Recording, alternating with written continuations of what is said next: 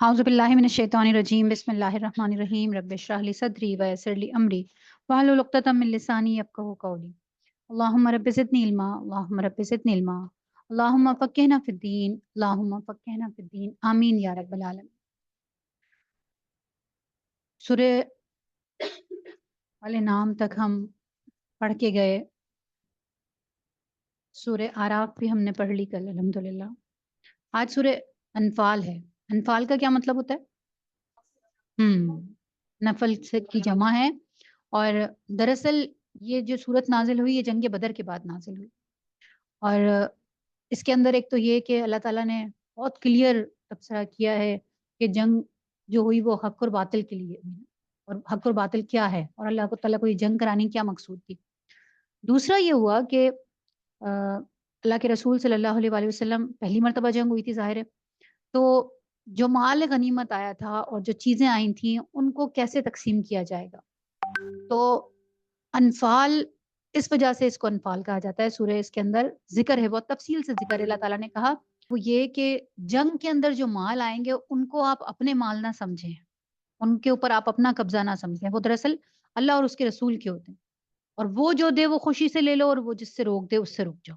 यहाँ पे असल में बहुत सारे तो ज़ाहिर है पक्के मोमिन ही नहीं थे, लेकिन कुछ ऐसे भी तो थे जो हर रोज़ ईमान लेकर आ रहे थे। तो ज़ाहिर है माल की मोहब्बत तो सभी के अंदर होती है और फिर दिल में ये ख़्याल आना कि इसको ज़्यादा ना मिल जाए, उसको ज़्यादा ना मिल जाए, तो वो सारी चीज़ें अल्लाह ताला ने ना उन सब की नफ़ी कर दी। सहाबा किराम का तो पता था ना कैसे थे, ज़रा-सा भी कोई बात होती थी, कन्फ्यूज़न होती थी, फ़ौरन सवाल लेकर आ जाते। बिस्मिल्लाहिर रहमानिर रहीम। मदनी सूरत है और सूरत शुरू कहाँ से होती है? यसअलूनका अनिल अनफ़ाल। ये आपसे अनफ़ाल के बारे में सवाल करते हैं। देखिए यसअलूनका कितनी दफ़ा आता है कुरान के अंदर। इसका क्या मतलब है कि हाँ, कि लोगों को परेशानी है, सोच है, ख़्याल है, फ़िक्र करते हैं। मतलब 2-4 दफ़ा अल्लाह ताला ने ज़रा ज़्यादा सख्ती से औरतों के मामले में बात कर दी, तो उन्होंने फ़ौरन से औरतों के मामले में फ़तवा पूछ लिया कि हम तो पकड़े गए। तो क्या कहा अल्लाह ताला ने कि ये तुमसे औरतों के मामले में फ़तवा पूछते हैं, सवाल करते हैं, इनको कन्फ्यूज़न है, ये खौफ़ज़दा हैं। सवाल बंदा कब करता है? जब उसको अपना खौफ़ आ रहा हो कि भई ये बात मैं तो मैं इसके ऊपर सही तरह से अमल नहीं कर पाऊँगा, अगर मुझे ये क्लियर नहीं होगी तो इसका मतलब ये है कि मैं तो अमल नहीं कर सकूँगा। तो यहाँ पे क्या कहा उन्होंने यसअलूनका अनिल अनफ़ाल। ए नबी आपसे पूछते हैं ये कि अनफ़ाल के बारे में सवाल करते हैं। कुलिल अनफ़ालु लिल्लाहि वर रसूल। इनको बताइए कि अनफ़ाल तो अल्लाह और रसूल के हैं। फत्तकुल्लाह व अस्लिहू ज़ाता बैनकुम। बस तुम अल्लाह से डरो और आपस के जो ताल्लुकात हैं उनको दुरुस्त कर लो। वातिउल्लाह व रसूलहू इन कुंतुम मोमिनीन। और क्या करो?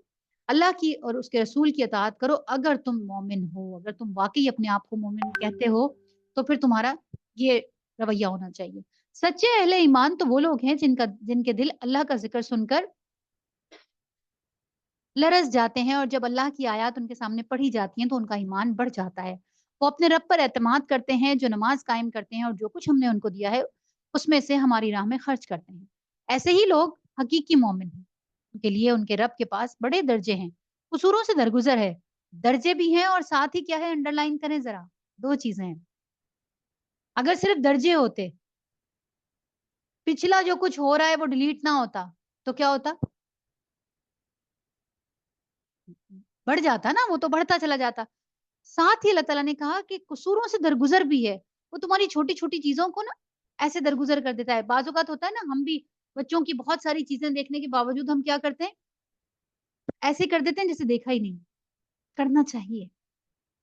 अल्लाह कहता है अल्लाह कहता है कि उफ़ू और दरगुज़र से काम लो। औलाद के बारे में ख़ास तौर पे कहता है कि ये तुम्हारे लिए आज़माइश है, उफ़ू और दरगुज़र से काम लेना ज़रा। ऐसा नहीं है कि बस तुम निगाह ही रख के रखो कि ज़रा बच्चे ने कोई गलती की और मैं फ़ौरन से पकड़ लूँ उसको। नहीं, कभी-कभी देख के छोड़ दिया करो। मैं नहीं देख के तुम्हें छोड़ता। कितनी चीज़ें हैं जो मैं तुम्हें छोड़ के ऐसे ही गुज़र जाता हूँ। तो कसूरों से दरगुज़र है और बेहतरीन रिज़्क है। इस माल गनीमत के मामले में भी वैसी ही सूरत पेश आ रही है जैसी उस वक़्त पेश आई थी कि जब तेरा रब तुझे हक़ के साथ तेरे घर से निकाल लाया और मोमिनों में से एक गिरोह को ये सख्त नागवार था। वो इस हक़ के मामले में तुझसे झगड़ रहे थे, हालाँकि वो साफ-साफ नुमायाँ हो चुका था। उनका हाल ये था कि गोया वो आँखों देखे मौत की तरफ हाँके जा रहे हैं। याद करो वो मौका जब अल्लाह तुमसे वादा कर रहा था कि दोनों ग्रोहों में से कोई एक ग्रोह तुम्हें ज़रूर देगा। कौन से ग्रोह थे ये? अबू सुफ़यान का और अबू जहल का 2 ग्रोह थे ना? تم چاہتے تھے کہ کمزور گروہ تمہیں. کون سا گروہ تھا یہ کمزور والا؟ کیوں کمزور تھا؟ اس کے پاس تو بہت مال وال تھا.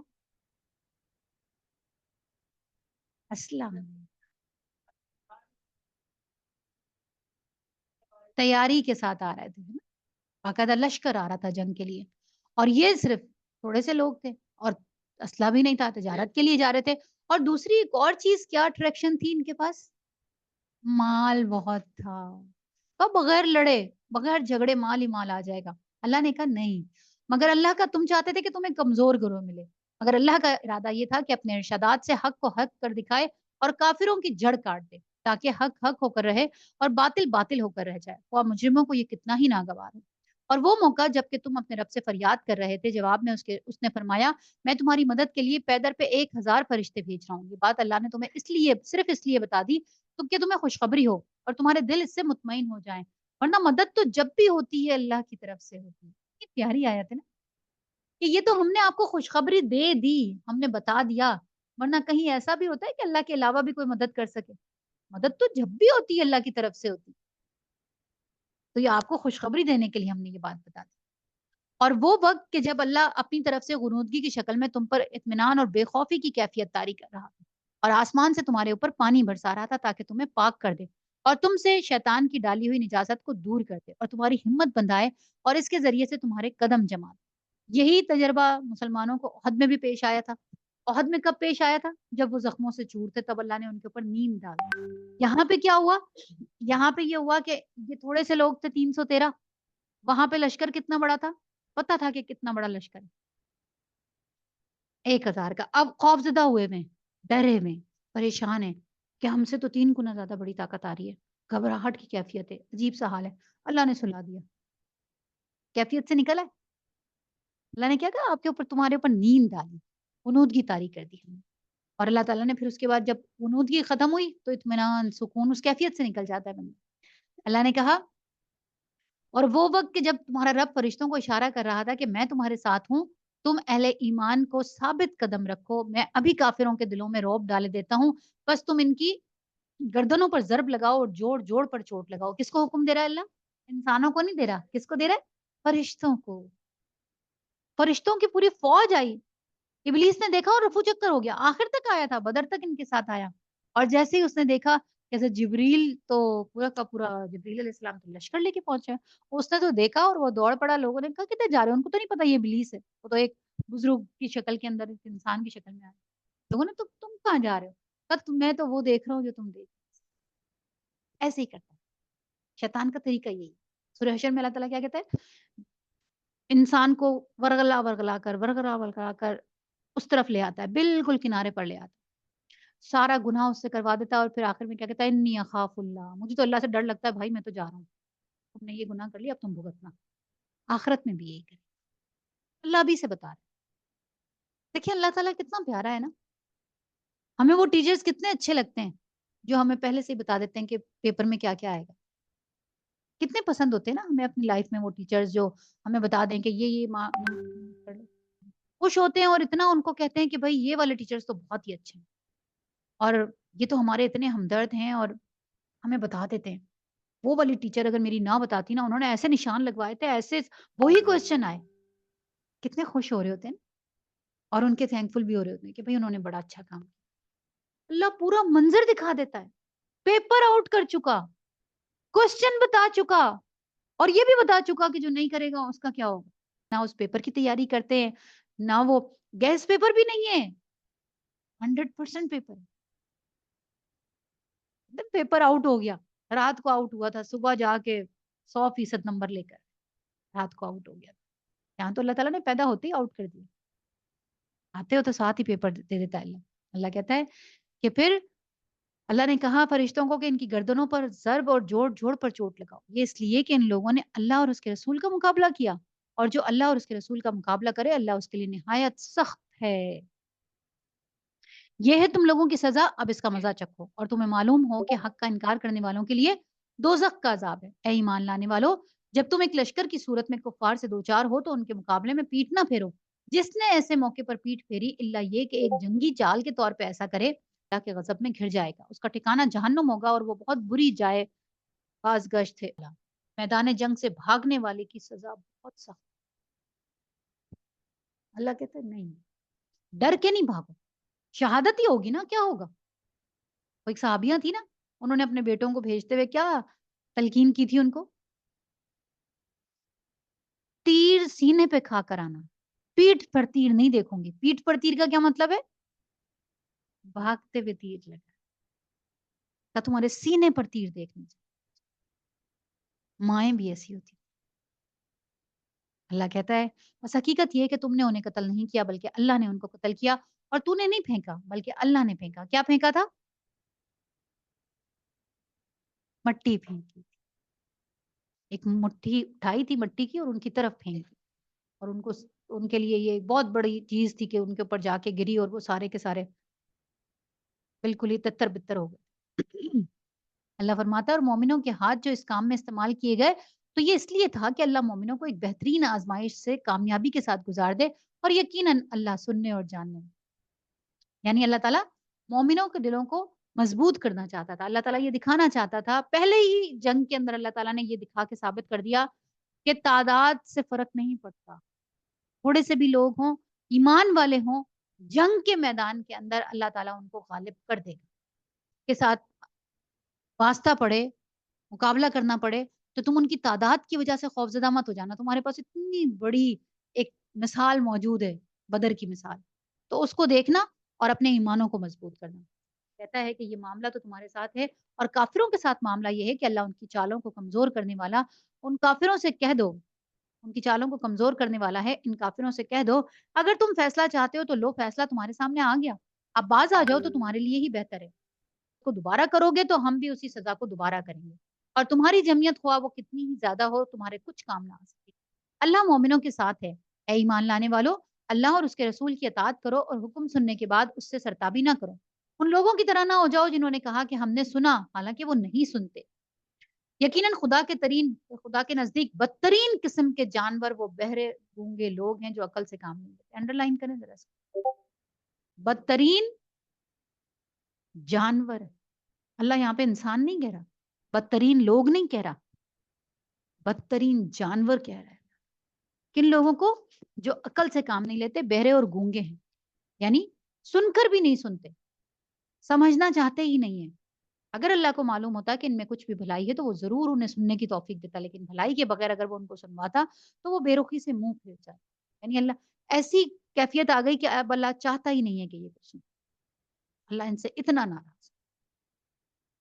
اے ایمان لانے والو، اللہ اور اس کے رسول کی پکار پر لبیک کہو جبکہ رسول تمہیں اس چیز کی طرف بلائے جو تمہیں زندگی بخشنے والی ہے، اور جان رکھو کہ اللہ آدمی اور اس کے دل کے درمیان حائل ہے، اسی کی طرف تم سمیٹے جاؤ گے.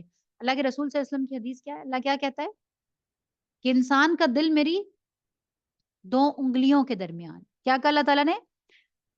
اللہ نے کہا اور جان رکھو کہ اللہ آدمی اور اس کے درمیان حائل، آدمی اور اس کے دل کے درمیان. ایک حدیث کے اندر آتا ہے اللہ کے رسول صلی اللہ علیہ وسلم نے فرمایا کہ شیطان اپنی تھوتنی کہتے ہیں اس کی ناک کو، لمبی سی سون جیسی ناک، وہ انسان کے دل کے اوپر لگا کے رکھتا ہے، وسوسے ڈال رہا ہے، وسوسے ڈال رہا ہے. اور جیسے ہی وہ انسان ایک دم اللہ کا ذکر شروع کر دیتا ہے، ایک دم ہوتا ہے نا آپ کے دماغ میں بھول جاتے ہیں آپ، پھر تھوڑی دیر کے بعد ایک دم آپ کو یاد آتا ہے، آپ درود شریف پڑھنا شروع کر دیتے ہیں، یا کوئی ذکر کرنا شروع کر دیتے ہیں، یا قرآن پڑھنا شروع کر دیتے ہیں، یا اللہ کی کسی بات کا ذکر شروع کر دیتے ہیں، محفل کے اندر ہوتے ہیں. اسی لمحے جس لمحے وہ انسان ذکر شروع کرتا ہے شیطان دم دباتا ہے. یعنی کیا پتا چلا کہ دل کے اندر یا رحمان رہتا ہے یا شیطان رہتا ہے، دونوں اکٹھے نہیں رہ سکتے. بالکل کلیئر کر دیا اللہ تعالیٰ کہ انسان کے اور اس کے دل کے درمیان اللہ موجود. اللہ تعالیٰ کی ہے نا حدیث قدسی بڑی پیاری. اللہ تعالیٰ فرماتا ہے میرا بندہ مجھے دل میں یاد کرتا ہے، میں کہاں یاد کرتا ہوں؟ میں بھی دل میں یاد کرتا ہوں. آپ سوچیں یہ اتنی بڑی بلیسنگ ہے، اس کو نا فیل کیا کریں. یہ فیل کرنے کی چیزیں ہوتی ہیں، یہ بتانے کی یا اس کی نہیں چیزیں ہوتی ہیں. یہ کبھی اکیلے میں بیٹھ کے اور جب اللہ کو یاد کرے نا تو ہلکے سے آنکھ اوپر کر کے دیکھا کرے ہوگا اللہ میاں میں بھی آپ کے دل میں ہوں اس وقت، آپ میرے دل میں، میں آپ کے دل میں.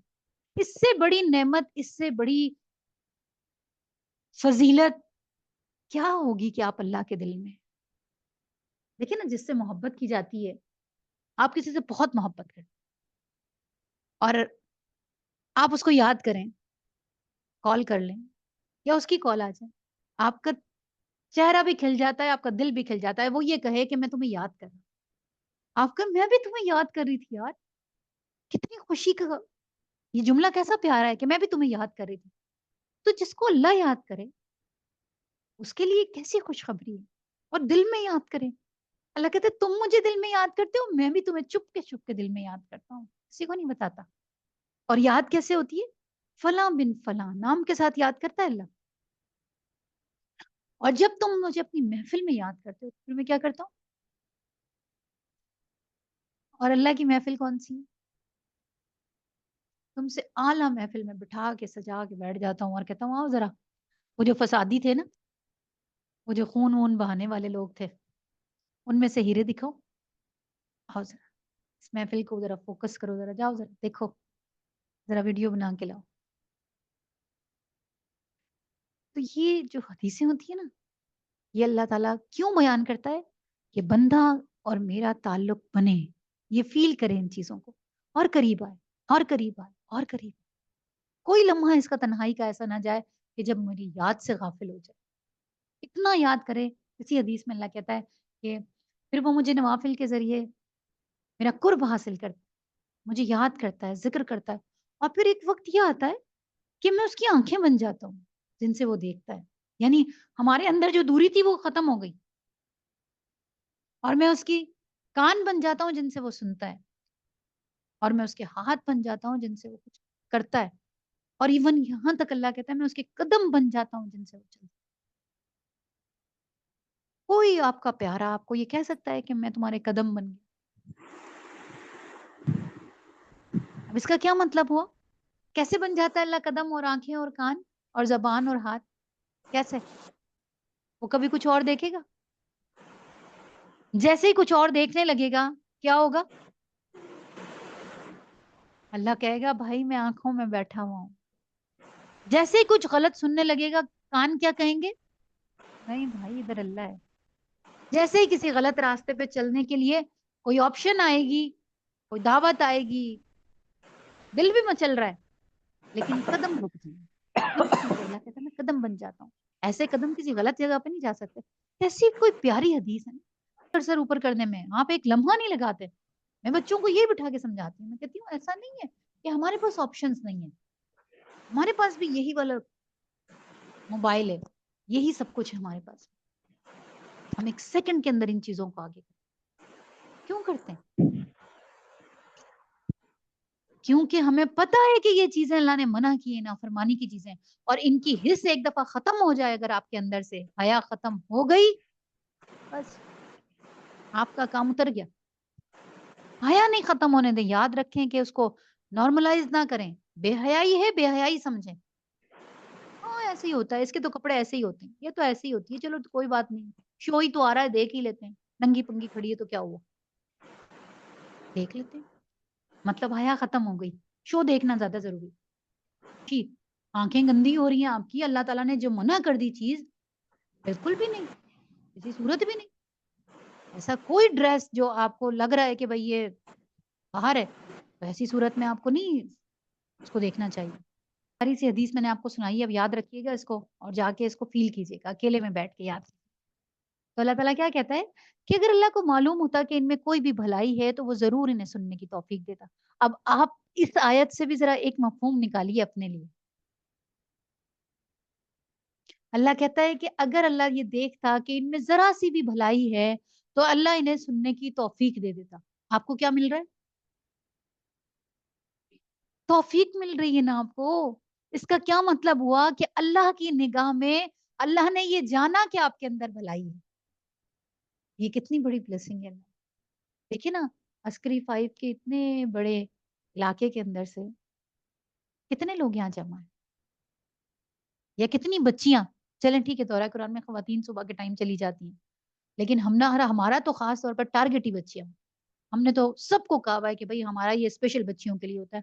ہم مائیں تو گریوی میں آ جاتی ہیں، باقی تو اصل میں ٹارگٹ تو بچیاں ہیں.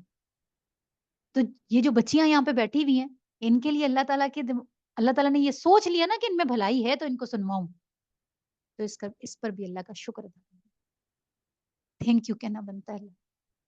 اللہ تو لے کر آیا، اللہ اس کا مطلب ہے کہ تو یہ جانتا ہے کہ ہمارے اندر بھلائی ہے، اور اللہ تو اس لیے ہمیں سنوا رہا ہے۔ تو یہ آیتیں ایسی نہیں ہوتی گزر جانے کی، کوئی بات نہیں۔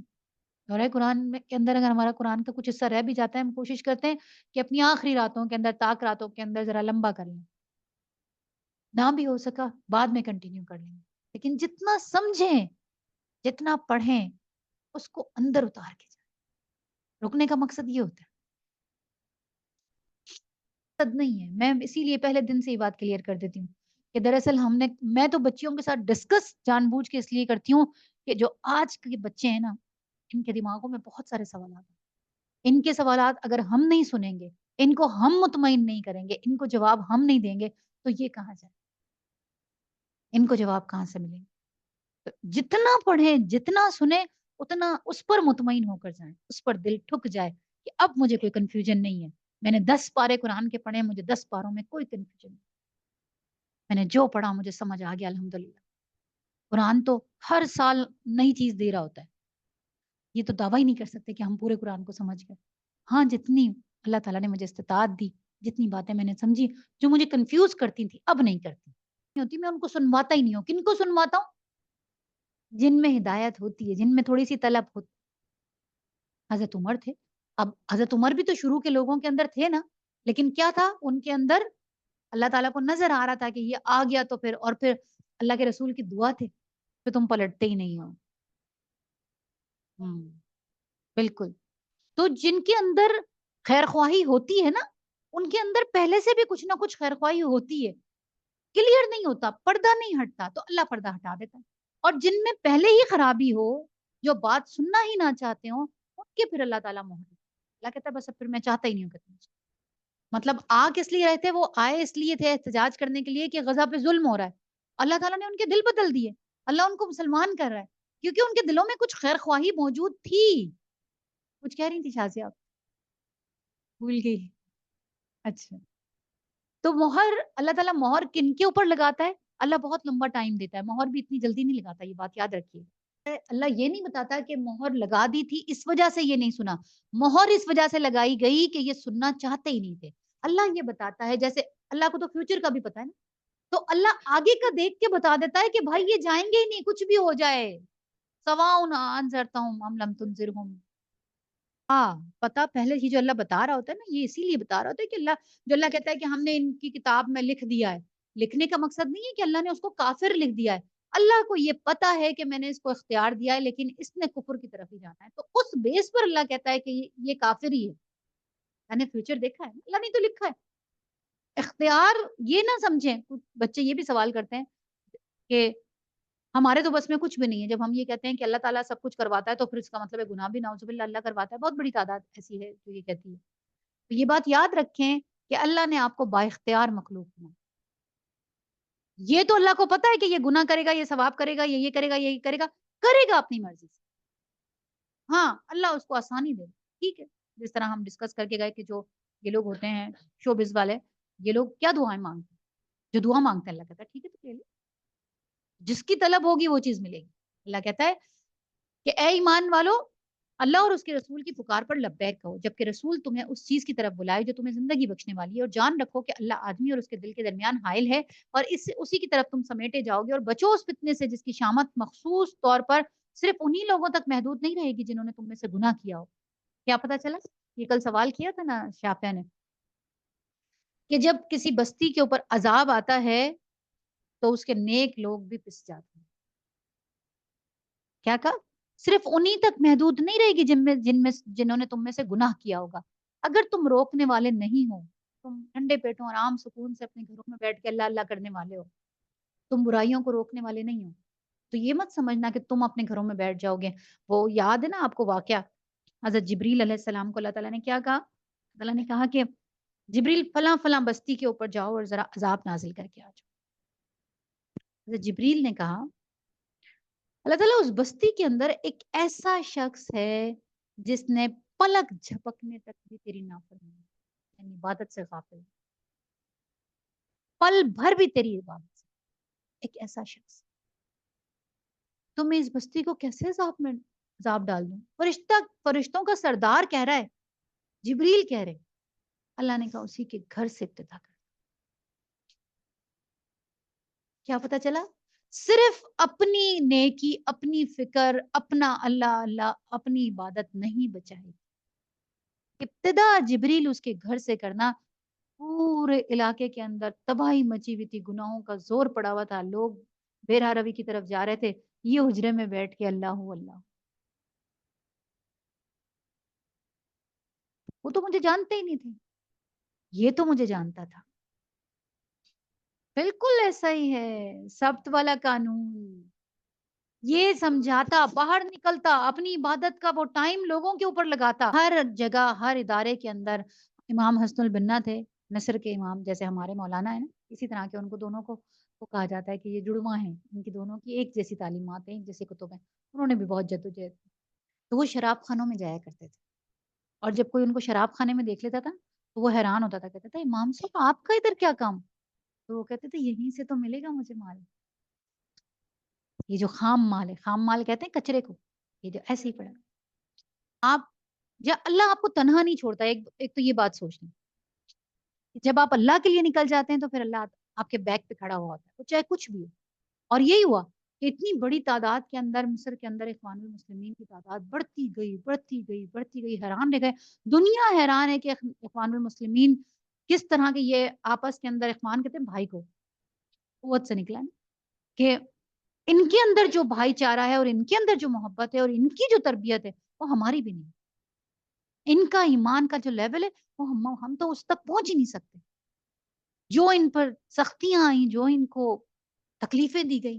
زینب الغزالی کی کبھی آپ روداد قفس پڑھیں، اگر آپ سسکیوں سے اگر آپ کو کتاب نہیں ختم کریں تو میں مطلب وہ عورت ایسی تھی کہ کہتی تھی کہ میرے اوپر کتے چھوڑ دے. اور پانی کی ٹینکی میں ٹھنڈا یخ پانی ہوتا تھا، اور پانی کی ٹینکی میں اس عورت کو مردوں کا تو سوچ لیں آپ، ان کا کیا، لیکن ان کا ایمان کا کیا لیول. تو بات وہ یہ کہ آپ کو اپنے، اور جرم کیا تھا؟ جرم صرف یہ تھا کہ اللہ کی تبلیغ کر. اپنے اپنے حجروں میں بیٹھ جاتے ہیں، نہیں ٹینشن. اقبال نے کیا کہا ہے؟ اقبال نے کہا ہے نا، ملا کو جو ہے ہند میں اذان کی اجازت، ناداں یہ سمجھتا ہے اسلام ہے آزاد. ہندوستان کے اندر مولویوں کو اذان دینے کی اجازت دی ہوئی، اپنی اپنی نمازیں پڑھو، اپنا اپنا کچھ کرو. آپ نے دیکھا، رہو پڑھاتے رہو، اور بس کہو اپنے اپنے حجروں میں بیٹھے رہو، اللہ کرتے رہو. خطرہ کس سے ہے؟ جو نظام قائم کرنے کے لیے اٹھے گا نا کہ اللہ کا نظام قائم کر دو. ابھی آپ نے دیکھا کہ اس کی وجہ سے باہر کا کام چھوڑ نہیں سکتے. آپ یہ سوچیں، دیکھیں بدلنا تو آپ کے ہاتھ میں نہیں ہے نا. چھوڑ دیا اور باقی سب پہ کام ہو رہا ہے. میں اپنے بچوں کو نا آتے جاتے یہ بول رہی ہوتی ہوں، رات کو بھی میں اس کو ڈانٹ رہی تھی، جاگا ہوا تھا اور موبائل لے کے بیٹھا ہوا تھا، اور میں نے کہا کہ تمہارا کتنا قرآن ہوا ہے، کتنا تم نے قرآن پڑھا. میں نے کہا مجھے یہ بتاؤ کہ ہمارے گھر کے اندر قرآن کی کلاس ہوتی ہے، میں سب کو بتاتی ہوں کہ قرآن پڑھیں اور یہ کریں اور یہ سمجھیں، اور میرے اپنے بچے. تو مطلب آپ کو فکر اپنی اولاد کی بھی ہونی چاہیے نا. آپ ایسا نہیں ہے کہ آپ نے اولاد کو چھوڑ دیا اور آپ کو ہوش ہی نہیں ہے، آپ کو ٹائم ہی نہیں ہے اولاد کے ساتھ بات کرنے کا، آپ اتنے باہر کے کاموں میں مصروف ہیں. یا تو یہ کہ آپ کی جو پارٹنر ہے اس نے سنبھالا ہوا، جیسے چاہیے کہ گھر نگلیکٹ نہ ہو، بچے آپ کی بیرا روی کی طرف نہ چلے جائیں آپ کے ٹائم نہ دینے کی وجہ سے. بیلنس رکھیں. تو اللہ کیا فرماتا ہے؟ اللہ کہتا ہے کہ صرف انہی تک محدود نہیں رہے گی جنہوں نے تم میں سے گناہ کیا، اور جان رکھو کہ اللہ سخت سزا دینے والا ہے. یاد کرو وہ وقت جب کہ تم تھوڑے تھے، زمین میں تم کو بے زور سمجھا جاتا تھا، تم ڈرتے تھے کہ کہیں لوگ تم کو مٹا نہ دیں، پھر اللہ نے تم کو جائے پناہ مہیا کی، اپنی مدد تم سے تمہارے ہاتھ مضبوط کیے اور تمہیں اچھا رزق پہنچایا، شاید کہ تم شکر گزار بنو. اے ایمان لانے والو، جانتے بوجھتے اللہ اور اس کے رسول کے ساتھ خیانت نہ کرو، اپنی امانتوں میں غداری کی مرتکب نہ ہو، اور جان رکھو کہ تمہارے مال اور تمہاری اولاد حقیقت میں سامان آزمائش ہے. اب اس کے اوپر کوئی بندہ کہے اللہ نے تو ہمیں آزمائش ہی قرار دے دیا. آزمائش کس چیز کو قرار دیا جاتا ہے؟ جس کی محبت ہوتی ہے. یاد کریں ذرا، سٹارٹ کے اندر ہی اللہ تعالیٰ نے کیا کہا تھا؟ ہم نے انسان کے اندر ان چیزوں کی محبت ڈال دی. کن چیزوں کی؟ دنیا، عورت، مویشی، مال اور اولاد کو اب بتا دیا. تو آزمائش دراصل اس کی ہوتی ہے جس کی محبت آپ کے اندر اللہ کی طرف سے اوپر سے بائی بلڈ ہو. مطلب بعد میں نہیں کوئی ایکسٹرنل چیز لگائی، یہ آپ کے اندر اللہ تعالیٰ نے ڈال کے آپ کو پیدا کیا ہے، وہ آپ کے لیے آزمائش. کیوں؟ کیونکہ اس کے اندر چانسز یہ ہوتے ہیں کہ آپ اس کی محبت کے اندر وہ کچھ بھی کر جائیں گے جو آپ کے لیے حلال نہیں. اور یہی ہوتا ہے، آپ دیکھ لینا.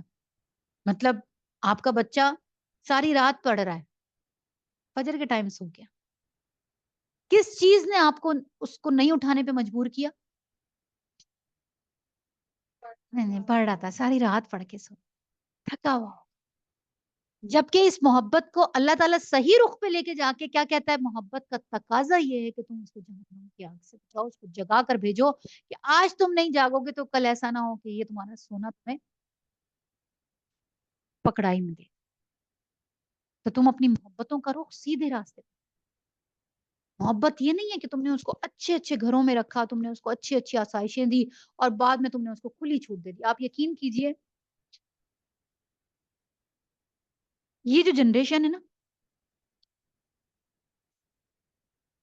یہ جنریشن اتنی کوئی نصیب کہنا چاہیے یا اتنی نگلیکٹڈ یہ جنریشن ہے کہ بچوں کو نا ماں باپ نے یہ بتایا ہوا ہی نہیں ہے کہ تمہارے آنے کا مقصد کیا ہے.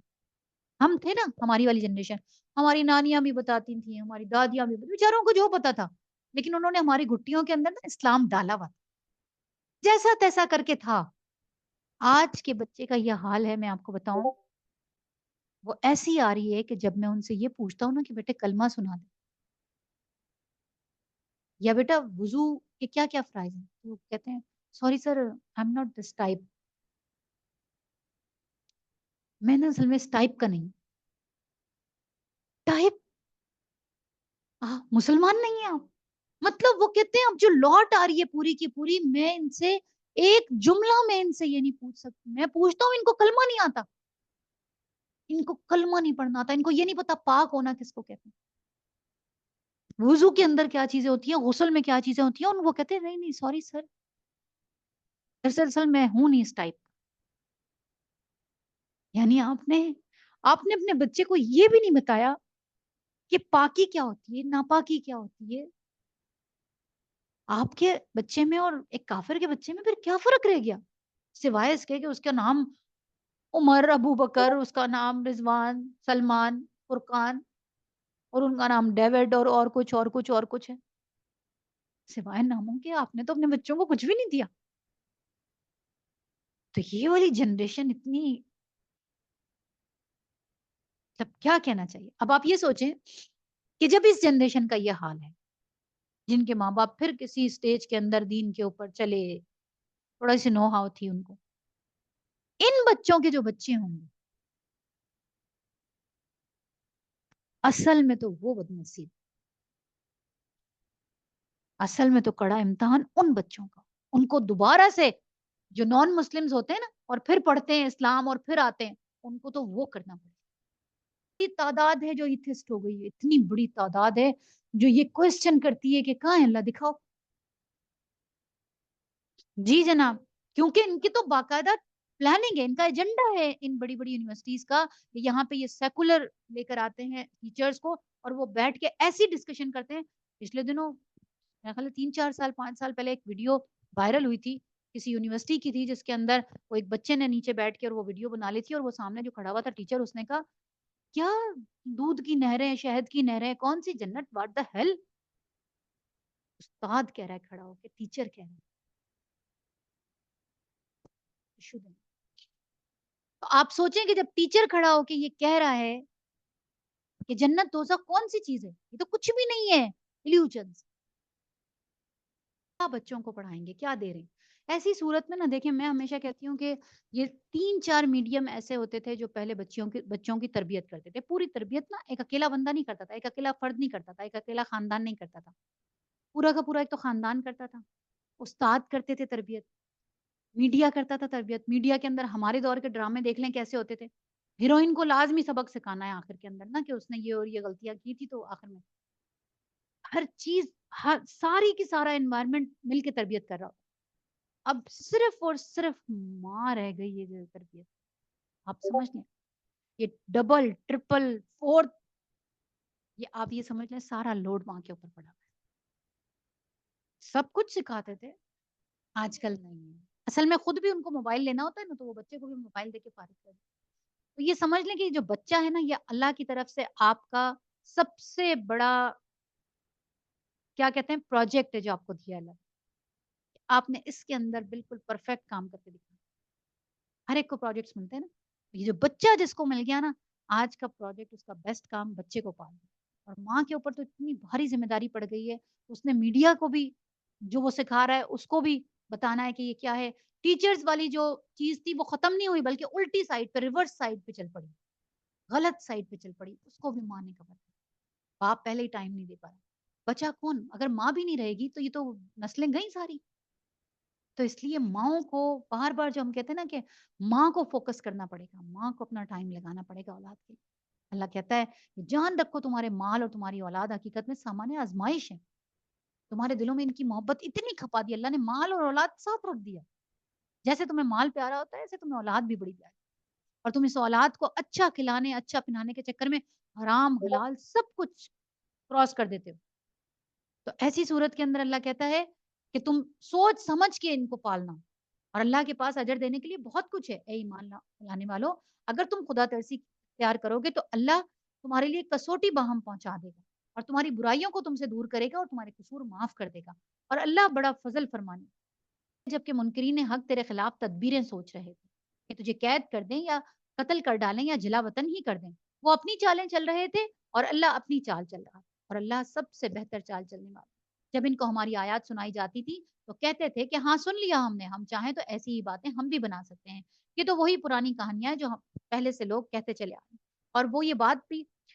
और वो बात भी याद है जो उन्होंने कही थी कि खुदाया अगर ये वाकई हक है और तेरी तरफ से है तो हम पर आसमान से पत्थर बरसा दे या कोई दर्दनाक अजाब ले। उस वक़्त तो अल्लाह उन पर अज़ाब नाज़िल करने वाला ना था जबकि तू उनके दरमियान मौजूद था और ना अल्लाह का ये कायदा है कि लोग इस्तग़फ़ार कर रहे हों और वो उनको अज़ाब दे दे। लेकिन अब क्यों ना वो उन पर अज़ाब नाज़िल करे जबकि वो मस्जिद हराम का रास्ता रोक रहे हैं। हालाँकि वो मस्जिद के जायज़ मुतवल्ली नहीं है, उसके जायज़ मुतवल्ली तो सिर्फ़ अहले तक़वा ही हो सकते हैं। मगर अक्सर लोग इस बात को नहीं जानते। बैतुल्लाह के पास इन लोगों की नमाज़ क्या होती है? बस सीटियाँ बजाते हैं और तालियाँ पीटते हैं। बस लो अब इस अज़ाब का मज़ा चखो अपने उस इनकार हक़ की पादाश में जो तुम करते रहे। जिन लोगों ने हक़ को मानने से इनकार कर दिया है माल वो अपने माल खुदा के रास्ते से रोकने के लिए सर्फ़ कर रहे हैं और अभी और खर्च करते रहेंगे मगर आखिरकार यही कोशिशें उनके लिए पछतावे का बायस बनेंगी। अभी भी यही हो रहा है। अपने माल किस चीज़ के लिए खर्च कर रहे हैं? इसराइल अपना कितना बड़ा बजट अमेरिका क्या कर रहा है? अपने वहाँ पे गुर्बत खत्म नहीं हो रही। अपने वहाँ पे क्या हशर हुआ हुआ है अमेरिका के अंदर, लेकिन क्या हाल हो रहा है? राह खुदा से मस्जिद अक्सा छुड़वानी है इन्होंने। अल्लाह ने कहा आगे भी खर्च करते रहेंगे ये, अभी भी कर रहे हैं, इनका काम ही यही है। मगर आखिरकार यही कोशिशें इनके लिए पछतावे का सबब बनेंगी, फिर वो मगलूब होंगे और फिर ये काफ़िर जहन्नुम की तरफ घेर लाए जाएँगे, ताकि अल्लाह गंदगी को पाकीज़गी से छाँट कर अलग करे और हर किस्म की गंदगी को मिलाकर इकट्ठा करे और फिर इस पलंदे को जहन्नुम में झोंक दे। यही लोग असल में दीवालिये हैं। ऐ नबी सल्लल्लाहु अलैहि वसल्लम इन काफ़िरों से कहो अगर अब भी बाज़ आ जाएँ तो जो पहले हो चुका सो हो चुका। उससे दरगुज़र से काम लिया जाएगा। और अगर ये उसी पिछली रविश को दोबारा से करेंगे तो गुज़िश्ता कौमों के साथ जो कुछ हुआ वो सबको मालूम। ऐ ईमान लाने वालों इन काफ़िरों से जंग करो यहाँ तक कि फ़ितना ना रहे और दीन पूरा का पूरा अल्लाह के लिए हो जाए। और अगर फिर वो रुक फ़ितने से रुक जाएँ तो उनके अमाल का देखने वाला अल्लाह है और अगर वो ना माने तो जान रखो कि अल्लाह तुम्हारा सरपरस्त है और बेहतरीन हामी और मददगार है। और तुम्हें मालूम हो कि जो कुछ माल-ए-गनीमत तुमने हासिल किया उसका 5वाँ हिस्सा अल्लाह और उसके रसूल और रिश्तेदारों और यतीमों और मिस्कीनों और मुसाफिरों के लिए है। अगर तुम ईमान लाए हो अल्लाह पर और उस चीज़ पर जो फैसले के रोज़ यानी दोनों फ़ौजों के मुठभेड़ के दिन हमने अपने बंदे पर नाज़िल की थी, तो ये हिस्सा बख़ुशी अदा करो। अल्लाह हर चीज़ पर क़ादिर है। यानी बदर के अंदर जो कुछ भी माल मिला था, उसके अंदर से 5वाँ हिस्सा इन लोगों पे खर्च होगा। याद करो वो वक़्त जबकि तुम वादी के उस जानिब थे और दूसरी जानिब पड़ाव डाले हुए और वो वादी की दूसरी जानिब पड़ाव डाले हुए थे और काफ़िला तुमसे नीचे साहिल की तरफ था। अगर कहीं पहले से तुम्हारे और उनके दरमियान मुकाबले की करारदाद हो चुकी होती तो तुम ज़रूर इस मौके से पहलू तही कर जाते। लेकिन जो कुछ पेश आया वो इसलिए था कि जिस बात का फ़ैसला अल्लाह कर चुका था उसे ज़हूर में ले आए और जिसे हलाक होना है वो दलील रोशन के साथ हलाक हो जाए। अल्लाह ने क्या कहा?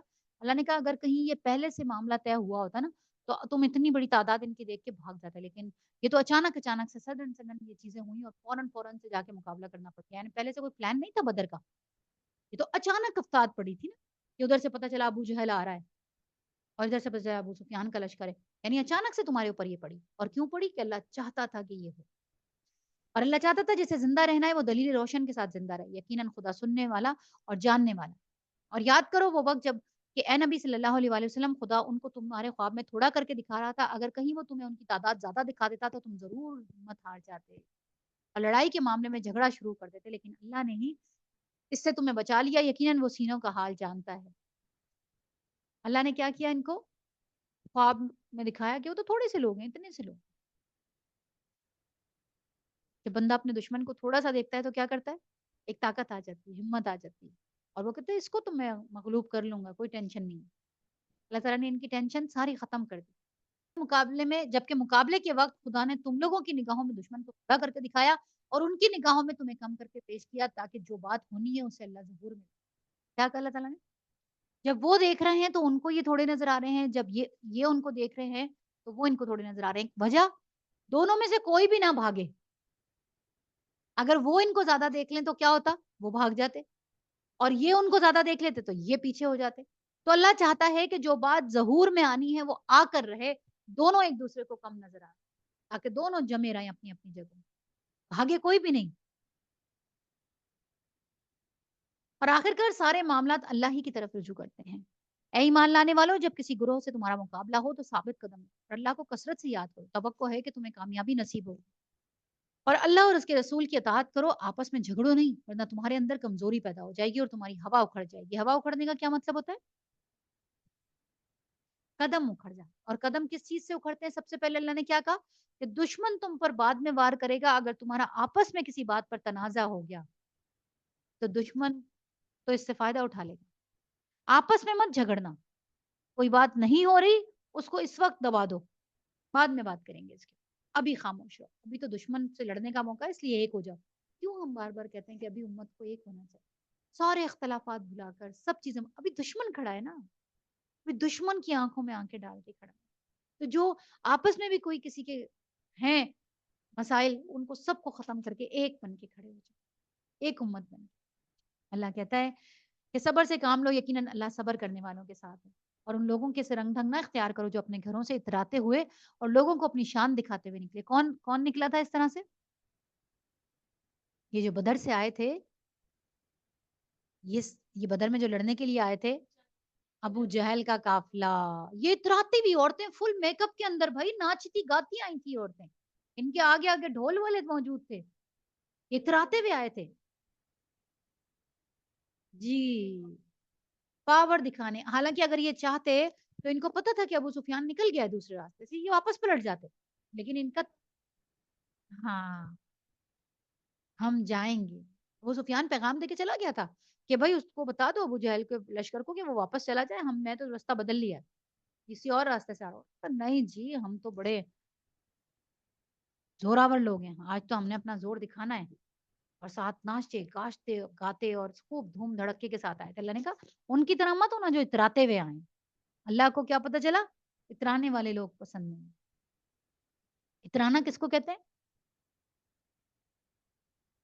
کب سہیلیاں کہتی نا آپس میں تم آج بہت اترا رہی ہو، بچپن میں بھی اپنے آپ کو سپیریئر اپنا بس میں سب سے اچھا، میرے سے اچھے کپڑے کسی کے نہیں ہیں، مجھ سے اچھا رہن سہن کسی کا نہیں، میرے سے اچھے نمبر کسی کے نہیں آتے، یہ ساری چیزیں اللہ کہتا ہے ان کو کس کی طرف جوڑنا ہوتا ہے ہمیں، اللہ کی طرف، جب آپ اللہ کی طرف جوڑ دیتے ہیں تو پھر آپ کو یہ ترانا اترانا سب ختم، کیا دکھایا کہ اللہ تعالیٰ نے انہی کو ختم کروا دیا، اللہ کہتا ہے کہ جو اور لوگوں کو اپنی شان دکھاتے ہوئے نکلے جن کی روش یہ ہے کہ اللہ کے راستے سے روکتے ہیں اور وہ جو کچھ کر رہے ہیں وہ اللہ کی گرفت سے باہر نہیں ہے، ذرا خیال کرو اس وقت کا کہ جب کہ شیطان نے ان لوگوں کے کرتوت ان کی نگاہوں میں خوشنما بنا کر دکھایا اور ان سے کہا تھا کہ آج کوئی تم پر غالب نہیں آ سکتا اور یہ کہ میں تمہارے ساتھ ہوں، مگر جب دونوں گروہوں کا آمنا سامنا ہوا تو وہ الٹے پاؤں بھاگ گیا، کتنے کھل کے اللہ بتا رہا ہے کہ شیطان ان کے ساتھ تھا اور ان لوگوں کے کرتوت ان کی نگاہوں میں خوشنما کر کے دکھائے کہ تم تو بڑا اچھا کام کر رہے ہو بھائی، تم تو ایسے ان کو قابو پاؤ کہ دیکھنا ختم ہو جائیں گے یہ سارے کے سارے، اور پھر جب کوئی تم پہ آج کے دن تو کوئی تم پہ غالب آ ہی نہیں سکتا، تمہارا تو اتنا بڑا لشکر ہے، اور یہ کہ میں تمہارے ساتھ ہوں. اور جیسے ہی دونوں گروہوں کا آمنے سامنا ہوا تو الٹے پاؤں پھر گیا اور کہنے لگا انی بری منکم انی ارا مالا ترون. کیا کہا کہ بھائی میرا تمہارا کوئی ساتھ نہیں ہے، میں تو وہ کچھ دیکھ رہا ہوں جو تم دیکھ ہی نہیں سکتے. کیا نظر آیا تھا؟ جبریل علیہ السلام پورے لشکر کے ساتھ. مجھے تو خدا سے ڈر لگتا ہے. یہ جملہ آپ یاد رکھیے گا، اس کا یہ جملہ انی اخاف اللہ، مجھے تو اللہ سے ڈر لگتا ہے. پہلے لے آتا ہے سہارا دے دے کے پاگل بنا بنا کے لے آتا ہے، گناہ کے کنارے پہ کھڑا کر کے چھوڑ کے چلا جاتا ہے، کہتا ہے نہیں مجھے تو ڈر لگتا ہے. پورے حشر میں بالکل اسی طرح کیا. نہیں نہیں ڈرتا نہیں ہے. کہانی ڈرتا ہوتا تو پھر وہ توبہ نہ کر لیتا. ہاں ساتھ چھوڑ دیتا. اللہ کہتا ہے اس کے وعدے جھوٹے ہیں، یہ تمہارا ساتھ نہیں دے گا کبھی بھی. بھاگ گیا اور اس نے کیا کہا مجھے تو خدا سے ڈر لگتا ہے اور خدا بڑی سخت سزا دینے والا ہے. اچھا تمہیں اتنا ڈر لگتا تھا تو تم اللہ سے توبہ کر کے تم سزا سے بچ نہیں جاتے. لیکن یہ انسانوں کو آخری جگہ پر لے. جبکہ منافقین اور وہ سب لوگ جن کے دلوں میں روگ لگا ہوا ہے کہہ رہے ہیں کہ ان لوگوں کو تو ان کے دین میں خپ میں مبتلا کر دیا. حالانکہ اگر کوئی اللہ پر بھروسہ کرے تو یقیناً اللہ بڑا زبردست اور دانا ہے. کاش تم اس وقت کی حالت کو دیکھ سکتے جبکہ فرشتے مقتول کافروں کی روحیں قبض کر رہے تھے. وہ ان کے چہرے اور ان کے کولوں پر ضرب لگاتے جاتے تھے اور کہتے تھے کہ لو اب جلنے کی سزا بھگتو، یہ وہ جزا ہے جس کا سامان تمہارے اپنے ہاتھوں نے پیش کی مہیا کر رکھا تھا. ورنہ اللہ تو اپنے بندوں پر ظلم کرنے والا نہیں ہے. یہ معاملہ ان کے ساتھ اسی طرح پیش آیا جس طرح آل فرعون اور اس سے پہلے کے دوسرے لوگوں کے ساتھ پیش آتا رہا ہے. انہوں نے اللہ کی آیات کو ماننے سے انکار کر دیا اور اللہ نے ان کے گناہوں پر انہیں پکڑ لیا. اللہ قوت رکھتا ہے، سخت سزا دینے والا ہے. یہ اللہ کی سنت کے مطابق ہوا کہ وہ کسی نعمت کو جو اس نے کسی قوم کو عطا کی ہو اس وقت تک نہیں بدلتا جب تک وہ قوم اپنے طرز عمل کو نہیں بدل لیتی. انڈر لائن کرنے ذرا سے. کیا کہا اللہ تعالیٰ نے کہ اللہ تعالیٰ کبھی بھی کسی قوم کو جو نعمت دیتا ہے وہ اس وقت تک واپس نہیں لیتا جب تک کہ وہ قوم اپنا طرز عمل نہیں بدل لے. پھر اللہ وہ نعمت واپس لے. حالت نہیں بدلی، اپنی حالت آپ بدلنے کا. اللہ سب کچھ سننے اور جاننے والا ہے. آل فرعون اور ان سے پہلے کی قوموں کے ساتھ جو کچھ پیش آیا وہ اسی ضابطے کے مطابق تھا. انہوں نے اپنے رب کی آیات کو جھٹلایا، تب ہم نے ان کے گناہوں کی پاداش میں انہیں ہلاک کیا اور آل فرعون کو غرق کر دیا. یہ سب ظالم لوگ تھے. لیکن اللہ کے نزدیک زمین پر چلنے والی مخلوق میں سب سے بدتر وہ لوگ ہیں جنہوں نے حق کو ماننے سے انکار کر دیا. اللہ کے نزدیک زمین پر چلنے والی مخلوق میں سب سے بدتر وہ لوگ ہیں جنہوں نے حق کو ماننے سے انکار کر دیا پھر کسی طرح وہ اسے قبول کرنے پر تیار ہیں. بدتر مخلوق ہم کسے بدتر سمجھتے ہیں؟ ہمارے ذہنوں میں جو ایک بدتر مخلوق کا آتا ہے نام وہ کس کا آتا ہے؟ پگز کا. پگز ہے نا ایک دم کری. اللہ نے کہا ہے نا اللہ اس سے بھی بدتر قرار دے رہا ہے. سوچئے ذرا.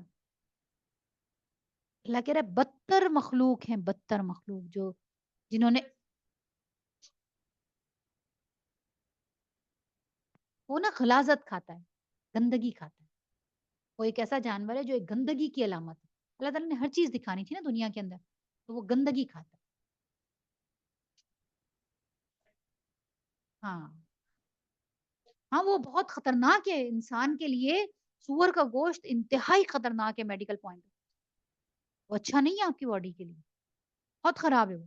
آپ کبھی اس کو ریسرچ کیجئے گا گوگل پہ جا کے کہ سور کے گوشت کے اندر کیا کیا چیزیں ہوتی ہیں جو آپ کی باڈی کو ہارم کرتی ہیں. تو آپ حیران رہ جائیں گے کہ جو ہم بکرے کا گوشت کھاتے ہیں، گائے کا کھاتے ہیں، یہ ہمیں کتنی مطلب اچھا ہمارے لیے ہوتے ہیں ہماری باڈی کے لیے، اور سور کا گوشت ہماری باڈی کے لیے کتنا نقصان ہے.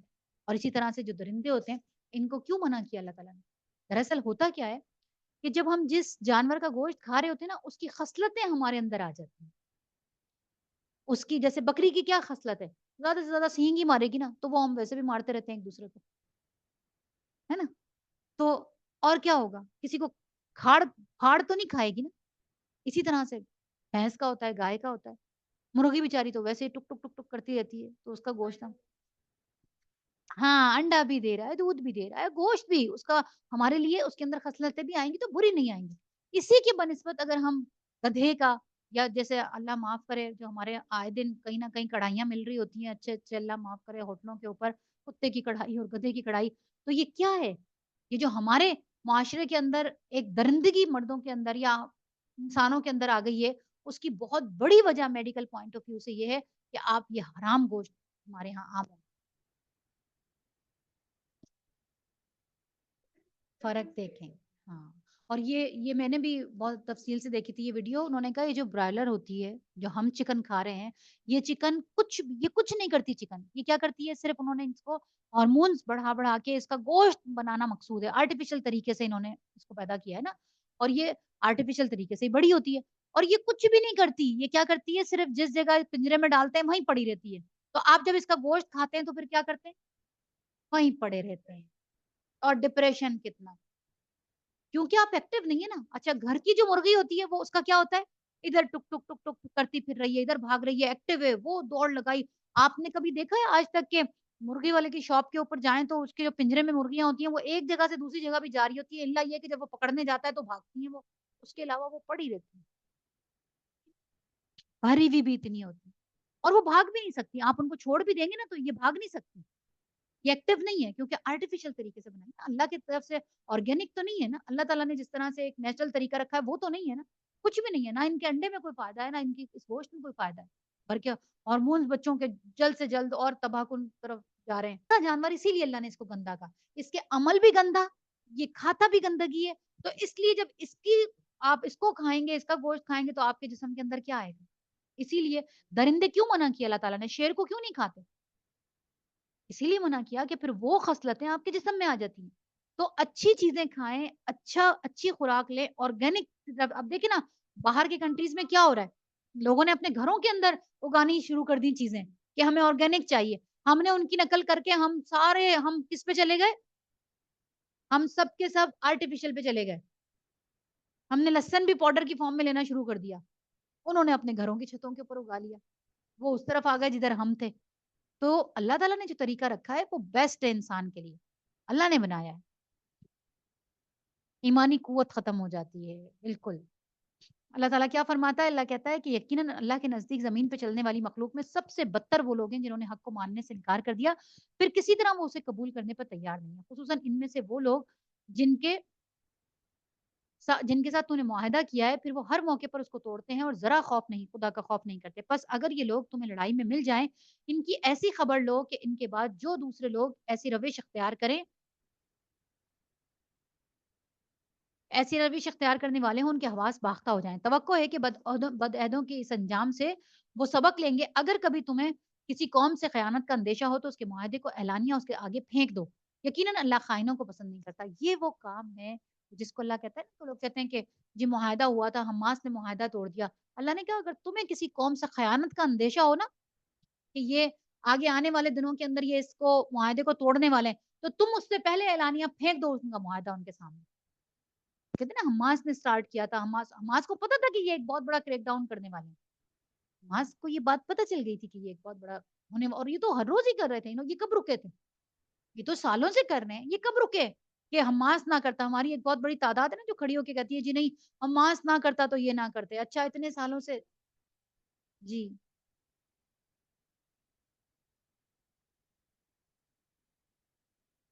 ہاں بالکل تیار ہو گئے تھے, وہ بالکل ریڈی تھے, ان کا پلان بالکل تھا وہاں نہ جائیں. اور یہ کہ ایک جنگ ہو ہی رہی ہے نا تو ہم نے جو تھی چیز اس کو پھینک دیا اٹھا کے.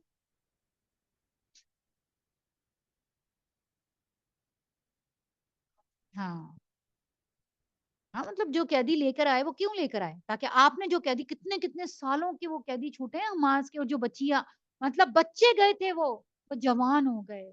8 8 سال کے بچے گئے تھے, وہ 17 17 سال 20 20 سال کے بچے ہو کر واپس آ رہے ہیں. 8 8 سال 12 12 سال ان کی قید میں رہ کر واپس آ رہے ہیں. تو بات یہ ہے کہ اللہ تعالیٰ کہتا ہے کہ ان کے معاہدے کو اعلانیہ ان کے آگے پھینک دو. یقیناً اللہ خائنوں کو پسند نہیں کرتا, اور منکرین حق اس غلط فہمی میں نہ رہے کہ وہ بازی لے گئے. یقیناً وہ ہم کو ہرا نہیں سکتے.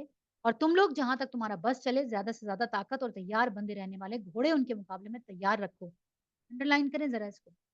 कौन कौन से घोड़े होंगे? हमारे पास तो घरों में एक भी घोड़ा नहीं है, फिर हम कैसे तैयार करेंगे? कैसे समझ में आता है ऐसा?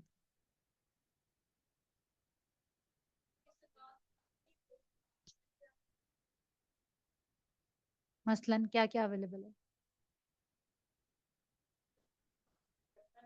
और और औलाद बहुत बड़ा हथियार है, लेकिन औलाद को भी सोशल मीडिया, एक ये जो गैजेट्स है ना, ये हथियार है, इसको हथियार समझें। ये आज के दौर का हथियार है। ये मोबाइल नहीं है सिर्फ फोन कॉल सुनने के लिए, यस मैं आ गई, मैं चली गई, हाँ मुझे पिक कर लेना, मुझे ले लेना, हाँ घूमने चलेंगे, यस बस खत्म। नहीं भाई, अल्लाह ताला ने आपके हाथों में हथियार दे दिया। तैयार बंधे रहने वाले घोड़े इनके मुकाबले में तैयार रखो। हर रोज आपकी बुलेट्स जा जाके उनको लग रही होती हैं और उनकी वार्निंग आ रही होती है। क्या चीज है?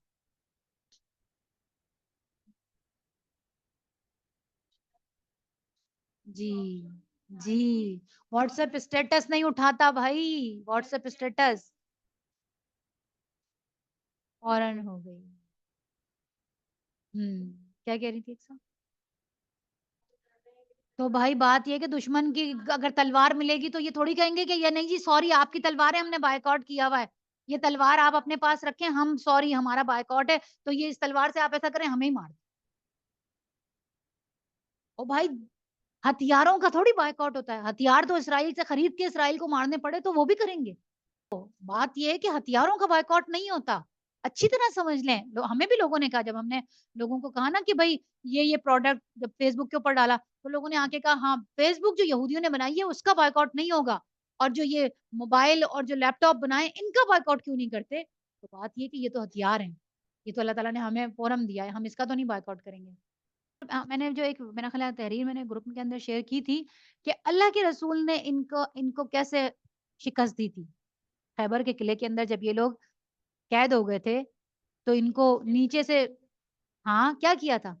मईशत खत्म कर दी थी, इनकी मईशत तबाह कर दी। तो आज भी जब आप इनकी मईशत तबाह कर देंगे ना, तब आप इनके ऊपर गालिब होंगे।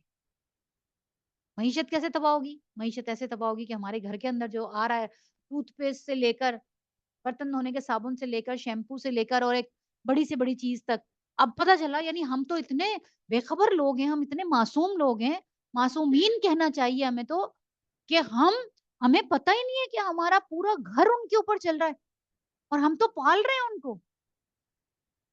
अब पता चली हमें कि बायकॉट की बात आई तो पता चला टूथपेस्ट भी उनका, ढूंढे से भी नहीं मिल रही कुछ चीजें ऑल्टरनेट। जी, उनको पता चल रहा है अब, इवन ये कि अभी जो खजूरें आ रही है ना, वो इसराइल से आ रही है। आप सोचें, इसराइली प्रोडक्ट है खजूरें। उनको पता है रमजान का महीना है, मुसलमान अंधा होके खजूर उठाएगा और देखेगा डब्बा, कहेगा खजूर तो मुसलमान होती है, और उठा के बगैर देखे लेकर आ जाएगा, तो खजूर भी कोई इसराइली होती है। वो पता चला नीचे उन्होंने दिखाया उसको टैग करके कि भाई ये देखो, ये इसराइल से आ रही है।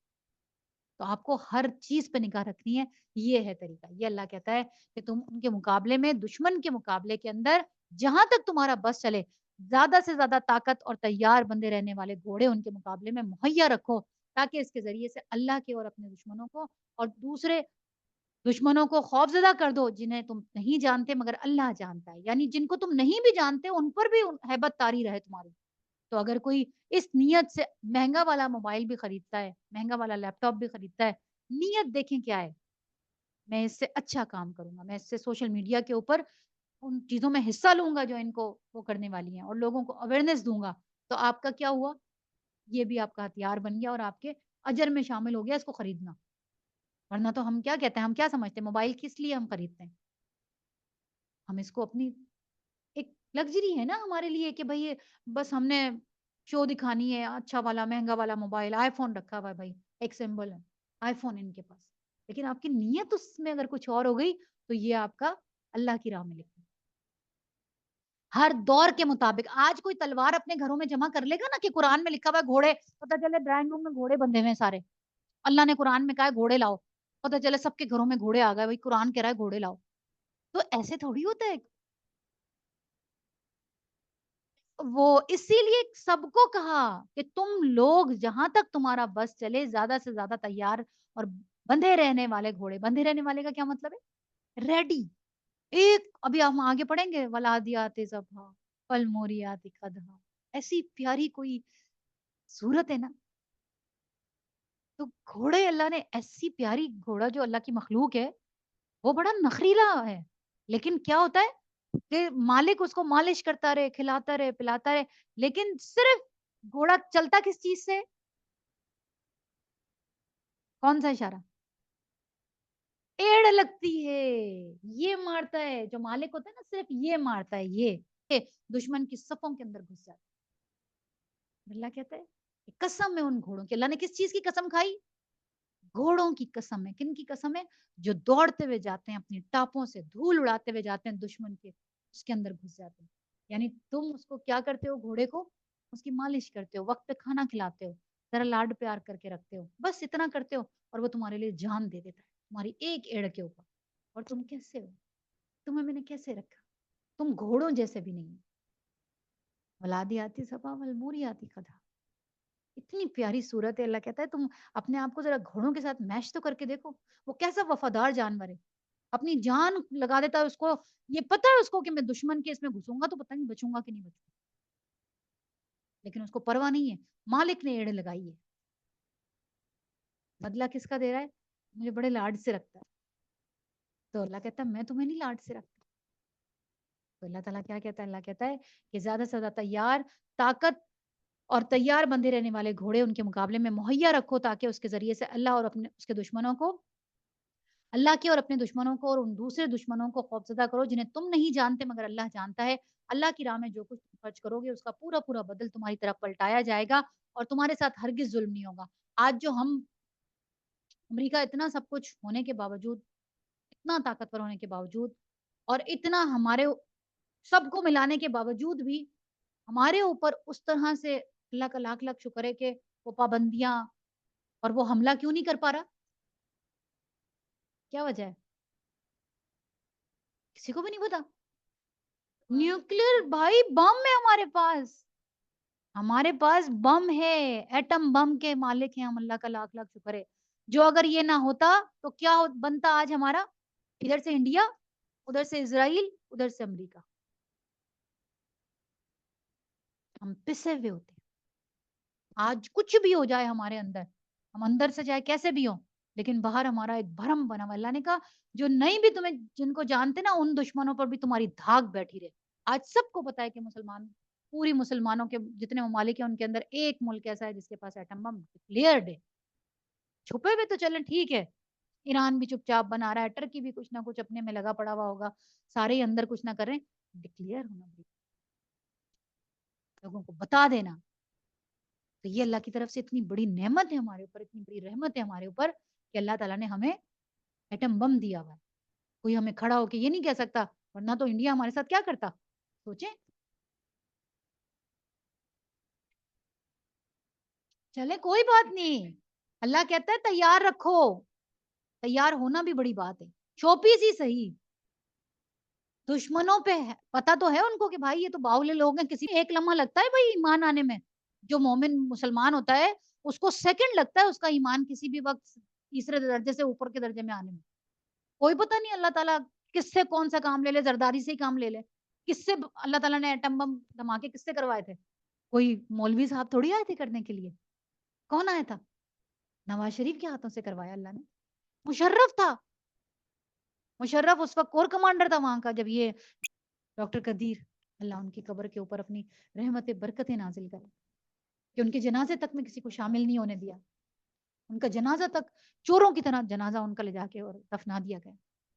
अल्लाह उनको अपनी बारगाह के अंदर बढ़ा चढ़ा के कबूल करे, और अल्लाह उनको अपनी रहमतों में ढांप ले, और अल्लाह उनको अपने बेहतरीन जन्नतों का मकीन बनाए। वो वहां जॉब छोड़ कर आए थे, अच्छी भली जॉब कर रहे थे, क्या तकलीफ थी उन्हें? क्या नहीं, मैं पाकिस्तान के लिए, और झूठा इल्जाम लगवा के उनको माफी मंगवाई उनसे, मीडिया पर बिठाकर। तो ये देखिए ये साजिशें होती हैं, लेकिन अल्लाह ताला ने हमें वो दे दिया अल्हम्दुलिल्लाह। अल्लाह उनकी चालें उन्हीं पर चले, अल्लाह उनकी चालें उन्हीं पर उल्टेगा।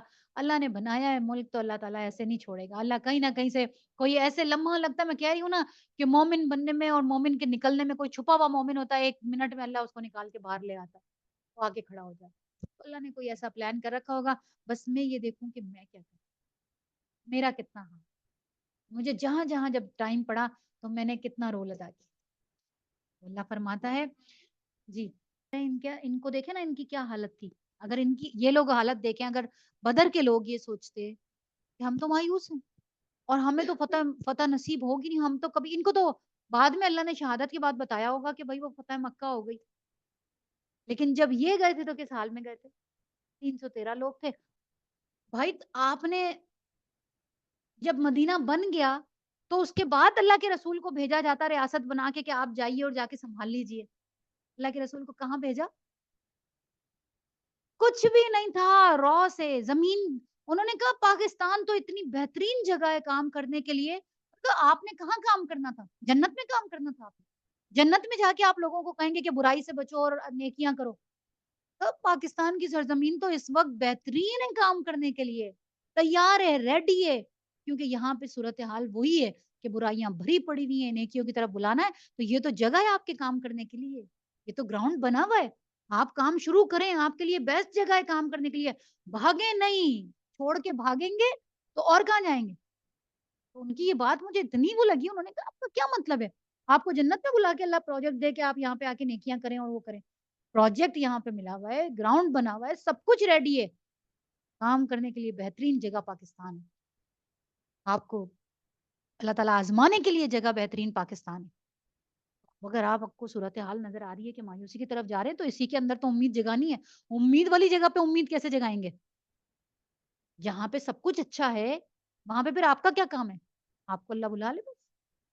आपको दुनिया में रखने का क्या मकसद है? जब अल्लाह के रसूल सल्लल्लाहु अलैहि वसल्लम ने सारा काम कर दिया, तो आखिरी हिज्जतुल विदा के मौके के ऊपर खुतबे के अंदर क्या हुक्म आया? जब ये वाली आयत आई, लकुम दीनुकुम, आज मैंने तुम्हारा दीन मुकम्मल कर दिया, ज़ारो कतार अबू बकर रोना शुरू हो गए। किसी को समझ नहीं आई आयत।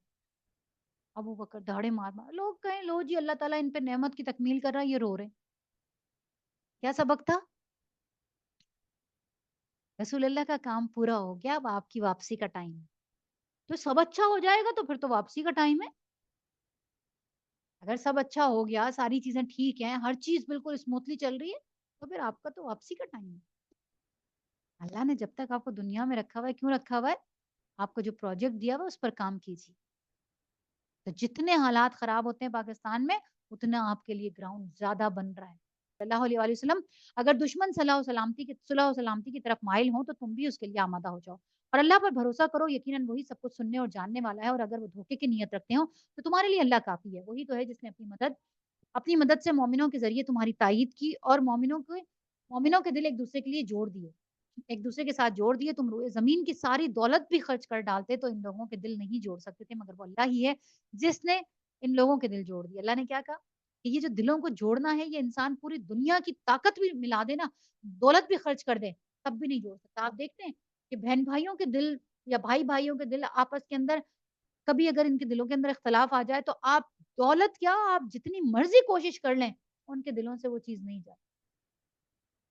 वो भूल नहीं पाते होते उस चीज़ को। तो अल्लाह ताला ने कहा, आप तो सारी दुनिया की दौलत भी अगर खर्च कर देते तो इनके दिल नहीं जोड़ सकते थे। यकीनन वो बड़ा ज़बरदस्त और दाना है। ए नबी सल्लल्लाहु अलैहि वसल्लम, तुम्हारे लिए और तुम्हारे पैरों अहले ईमान के लिए तो बस अल्लाह ही काफ़ी है। ए नबी सल्लल्लाहु अलैहि वसल्लम, मोमिनों को जंग पर उभारो। अगर तुम में से 20 आदमी साबिर हों तो 200 पर गालिब आएँगे, और अगर 100 आदमी ऐसे हों तो मुनकिरीन हक़ में से 1000 आदमियों पर भारी रहेंगे, क्योंकि वो ऐसे लोग हैं जो समझ नहीं रखते। अच्छा, अब अल्लाह ने तुम्हारा बोझ हल्का किया और उसे मालूम हुआ कि अभी तुम में कमज़ोरी है। बस अगर तुम में से 100 आदमी साबिर हों तो वो 200 पर, और 1000 आदमी ऐसे हों तो वो 2000 पर अल्लाह के हुक्म से गालिब आएँगे। और अल्लाह उन लोगों के साथ है जो सब्र करने वाले हैं। क्या पता चला? आपके ईमान के हिसाब से आप दुश्मनों की ऊपर गलबा रखेंगे। पहले क्या कहा कि तुम्हारा एक आदमी उनके तुम्हारे 20 आदमी होंगे तो उनके 200 पर गालिब होंगे। तो एक आदमी कितनों पर गालिब हुआ? 10 पर, 10 पर गालिब हुआ ना। अब اللہ تعالیٰ نے بات بولنے کے بعد کیا کہا کہ اور تمہارے 100 آدمی ہوں گے تو 1000 پر بھاری رہیں گے اپنی ایمانی قوت کی وجہ سے. پھر اس کے بعد اللہ تعالیٰ نے کہا ہم نے یہ دیکھا کہ تمہارے اندر ابھی کمزوری ہے, ایمان اس لیول کا نہیں ہے. ہاں تو بس پھر تمہارے 200 آدمی, تم میں سے 100 آدمی صابر ہوں تو وہ 200 پر, 1000 ہوں تو 2000 پر. ابھی ایک آدمی کو کتنی طاقت دی تھی؟ 10 گنا. ایمان کی کمی کی وجہ سے کتنی دی؟ صرف 1 گنا. کیا پتا چلا کہ یہ آپ کی ایمانی قوت ہوتی ہے جو آپ کو اور کسی کتنی طاقت دیتی ہے. اگلے سے 10 گنا دے دیتی ہے, یا 1 گنا پر لے آتی ہے, یا بالکل صفر کر دیتی ہے, یا اس کو بھی غالب کر دیتی ہے دشمن کو. آپ کی ایمانی طاقت کم ہے یا زیادہ ہے, اس سے پتہ چلتا. اللہ کہتا ہے اور اللہ ان لوگوں کے ساتھ ہے جو صبر کرنے والے ہیں. کسی نبی کے لیے زیبا نہیں کہ جب اس کے پاس قیدی ہوں, جب تک وہ زمین میں دشمنوں کو اچھی طرح سے کچل نہ دے. تم دنیا کے فائدے چاہتے ہو, حالانکہ اللہ کے پیش نظر آخرت ہے, اور اللہ حکیم, غالب اور حکیم ہے. اگر اللہ کا نوشتہ پہلے نہ لکھا جا چکا ہو تو جو کچھ تم لوگوں نے لیا ہے اس کی پاداش میں تم کو بڑی سخت سزا دی جائے. ہوا کیا کہ جنگ بدر کے اندر قیدی آئے. جب قیدی آئے تو اللہ کے رسول صلی اللہ علیہ وسلم خود بڑے نرم مزاج, بڑے حلیم, تو مشورہ بھی کرتے تھے. اب جب قیدی آئے تو اللہ کے رسول نے صحابہ کرام سے مشورہ کیا, حضرت بکر صدیق سے مشورہ کیا کہ ان قیدیوں کے ساتھ کیا رویہ رکھیں. تو حضرت بکر صدیق خود بڑے نرم مزاج, انہوں نے کہا اللہ کے رسول ایسا کریں کہ ان سے فدیہ ودیہ لے کر ان کو معاف کر دیں, چھوڑ دیں ان کو. حضرت عمر سے پوچھا, حضرت عمر نے کہا نہیں یا رسول اللہ, ان سے فدیہ لے کے ان کو چھوڑیں گے, اگلے سال پھر تیار ہو کر آ جائیں گے یہ. میں تو یہ کہتا ہوں کہ ان کی سزا یہ ہونی چاہیے کہ ہمارے اندر سے جو جو جس کا رشتہ دار ہے نا, وہ اپنے قریب ترین رشتہ دار کو اپنے ہاتھوں سے قتل کرے. جب وہ یہ دیکھیں گے تو ان کا تو روح خشک ہو جائے گی نا. اگلی دفعہ آنے والے سوچ سمجھ کر آئیں گے کہ بھائی یہ تو رشتہ داری کا بھی خیال نہیں رکھتے. دیکھا نا کیا ہم پڑھ کے گئے نا کہ حضرت بکر صدیق کے بیٹے نے کیا کہا کہ ابا جان بدر کے اندر آپ 2-3 دفعہ میری تلوار کے زد میں آئے تھے, میں سائڈ میں نکل گیا. کیا کہا ابا جان نے پھر؟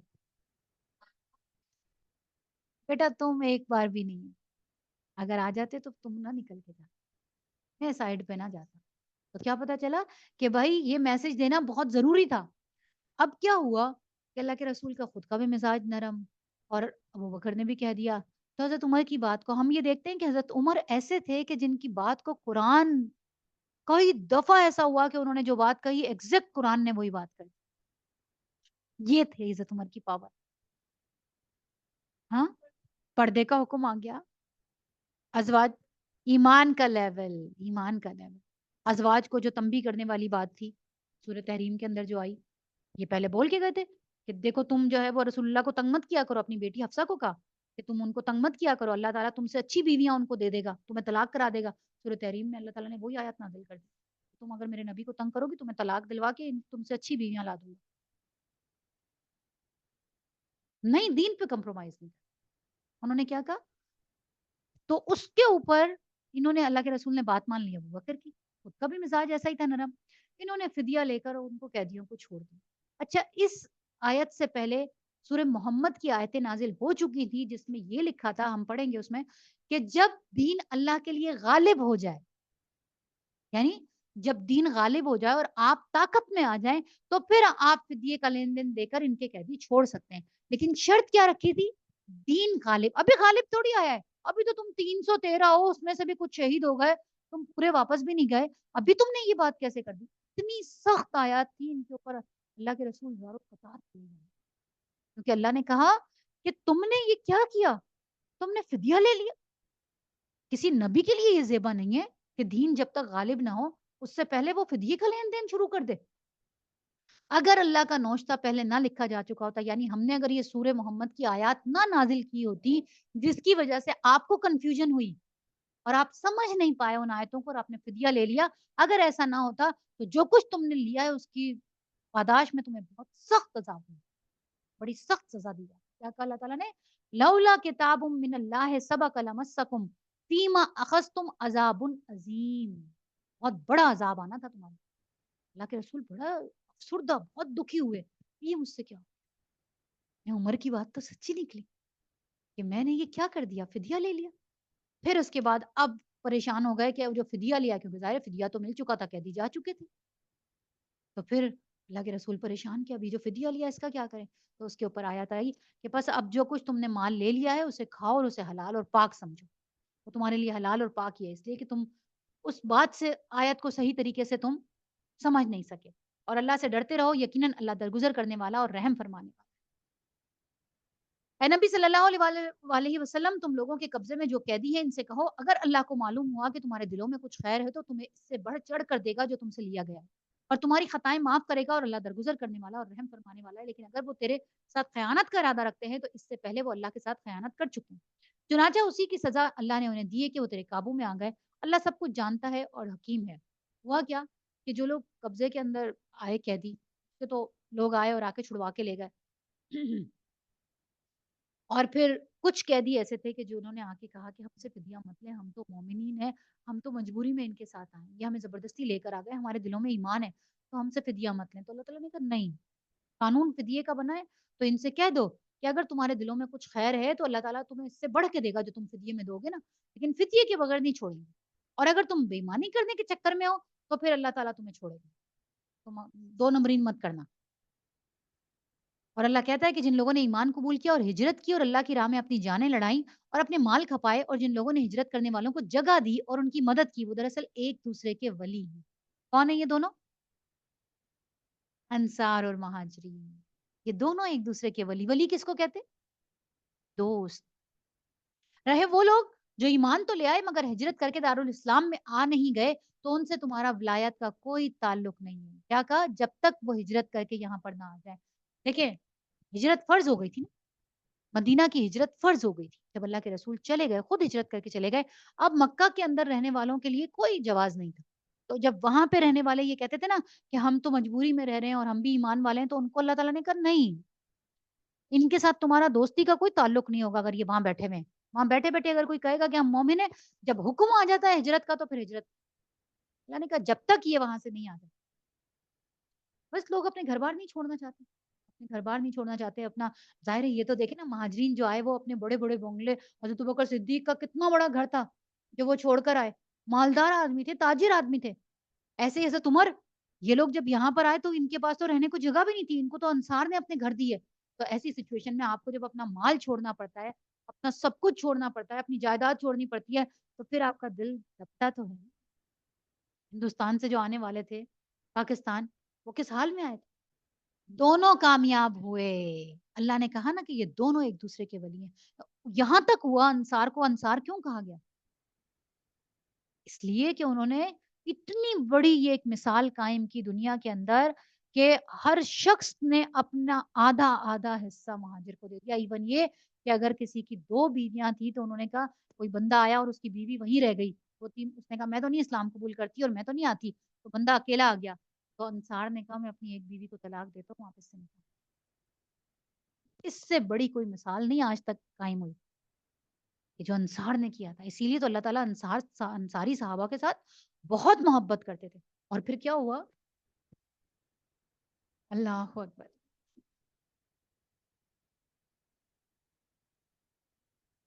ہوں.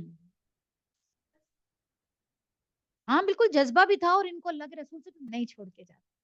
اللہ کہتا ہے رہے وہ لوگ جو ایمان لے آئے مگر ہجرت کر کے دارالاسلام میں نہیں آ گئے تو ان سے تمہارا کوئی ولایت کا تعلق نہیں جبکہ وہ ہجرت کر کے وہاں نہ آ جائیں. ہاں، اگر وہ دین کے معاملے میں تم سے مدد مانگے تو ان کی مدد کرنا تمہارا فرض. کیا مدد مانگے؟ یعنی ان کو وہاں سے نکالنے میں، اگر تم سے کہیں کہ ہمیں یہاں سے نکالو، ہماری مدد کرو، تو تم پر فرض ہے ان کی مدد کرنا.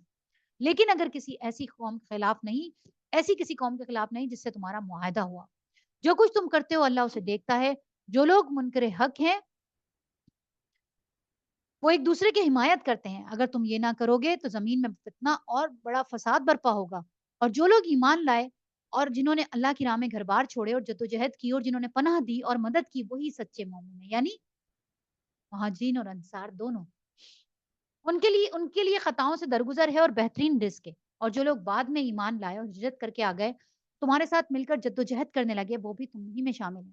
مگر اللہ کی کتاب میں خون کے رشتہ دار ایک دوسرے کے زیادہ حقدار ہیں. آیت نوٹ کر لیں ذرا. مگر اللہ کی کتاب کے اندر خون کے رشتہ دار ایک دوسرے کے، یعنی وارث اس کا اور بیٹا ہی ہوگا. یقیناً اللہ ہر چیز کو جانتا ہے، اور جو نسب کے معاملات ہوں گے، جو رشتہ داری کے معاملات ہوں گے، وہ کیا ہوں گے؟ وہ یہی ہوں گے کہ جو اپنے سگے رشتہ داروں سے، یعنی ایسا نہیں ہے کہ کافر بن گئے تو آپ نے کہا میرا بیٹا نہیں ہے، آج کے بعد میرے بیٹے کے نام سے نہ پکارا جائے، اس کو میرے نام سے نہ پکارا جائے، بلکہ میں نے تو یہاں پہ ایک بچہ ایک اور مسلمان اڈاپٹ کر لیا ہے، اس کے نام کے ساتھ میرا نام لگا دو۔ کسی کے باپ بچے کے ساتھ اس کے باپ کے نام کے علاوہ کوئی نام نہیں لگ سکتا، یہ اچھی طرح سمجھ لیں۔ آپ نے بچہ اڈاپٹ کیا ہے، آپ اس کے اصل باپ کا نام اس کے ساتھ لگائیں۔ آپ اس کے جنہوں نے اس کو اڈاپٹ کیا ہے وہ گارڈین میں آئے گا، اس کے باپ کے خانے کے اندر اس کے باپ کا نام آئے گا۔ اگر کوئی بچہ ایسا ہے، آپ نے ایڈی سے لیا ہے، کسی ایسی جگہ سے لیا ہے جس کے باپ کا پتہ ہی نہیں ہے، تو اس کے باپ کے خانے کے اندر عبداللہ آئے گا، اللہ کا بندہ، اس کے باپ کا نام لکھا ہوگا عبداللہ، اللہ کا بندہ، لیکن آپ کا نام نہیں لکھا ہوگا۔ حرام ہے، قرآن میں منع کر دیا اللہ تعالیٰ نے کہ جو ان کے اصلی باپ ہیں ان کی نسبت سے ان کو پکارا۔ ہم لوگ اڈاپٹ کرتے ہیں کہ بچے کو نہ پتا چلے، بچے کو یہ نہ پتا چلے کہ کوئی اس کا باپ ہے، تو اس کے باپ کے خانے میں اپنا نام لکھوا دو، منع ہے، ہرگز نہیں۔ جو باپ ہے وہ باپ ہے۔